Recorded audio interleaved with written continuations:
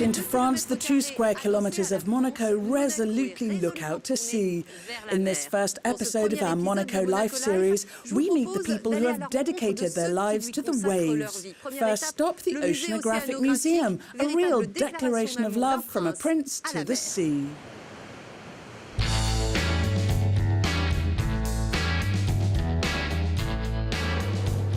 Inaugurated in 1910, this unique building has classical architecture, chandeliers, frescoes and mosaics, all of them hymns to the sea. The museum was built to house the fauna and flora that Prince Albert I brought back from his oceanographic expeditions over 30 years, from the Azores to Spitsbergen. His first project in 1885 contributed to tracing the Gulf Stream. The work involved launching buoys in the Atlantic to understand and map the Gulf Stream. Each buoy contained a message in various languages, and people replied to the prince, "I found this buoy in this place," and from these results, he was able to draw up the first map of the Gulf Stream. The prince was driven by his insatiable curiosity. A very modern man, he was nicknamed the Navigator Prince and the Scholar Prince. He was fascinated by technical progress and spent a fortune on ever more efficient ships to go ever deeper into the sea and contribute to human knowledge. Today, the same passion motivates the museum's aquariologists.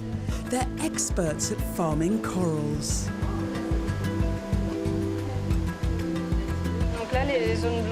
Look at these white zones. They show there's new growth. The more growth there is, the larger that zone is. There are lots of these on coral reefs in the Pacific Ocean. When stressed, it secretes mucus. Yes, you can see it here.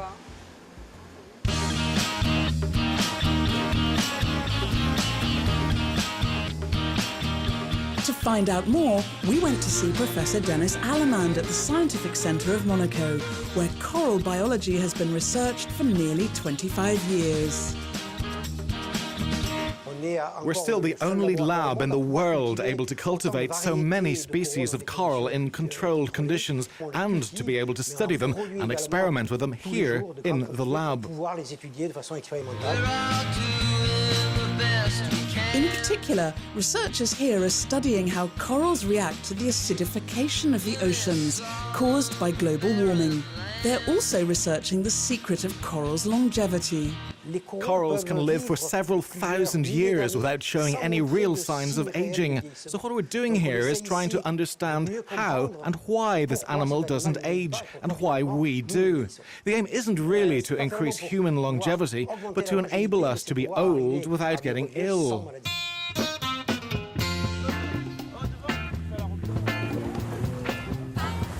In Monaco, there is also a temple for sailors.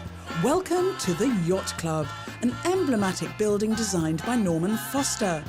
Bernard D'Alessandri, a noted sailor, is the club's director and the captain of the club's flagship, the century-old sailing ship Twiga. In an African language, Twiga means giraffe. It's very slender, very long, a very sensitive and endearing boat. The Yacht Club also aims to be a hub for international yachting, a major industry in Monaco, providing around 1,200 jobs in a variety of sectors: submarine works, maintenance, or services, like when yacht owners throw an onboard party. It's difficult to put a precise figure on the economic benefits. We think, according to estimates, that it's around 600 million euros a year. So that's quite a high figure if you consider the size of Monaco.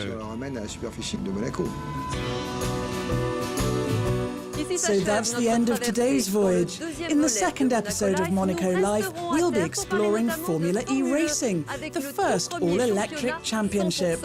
Once again, we'll be meeting the experts. See you very soon on Euronews.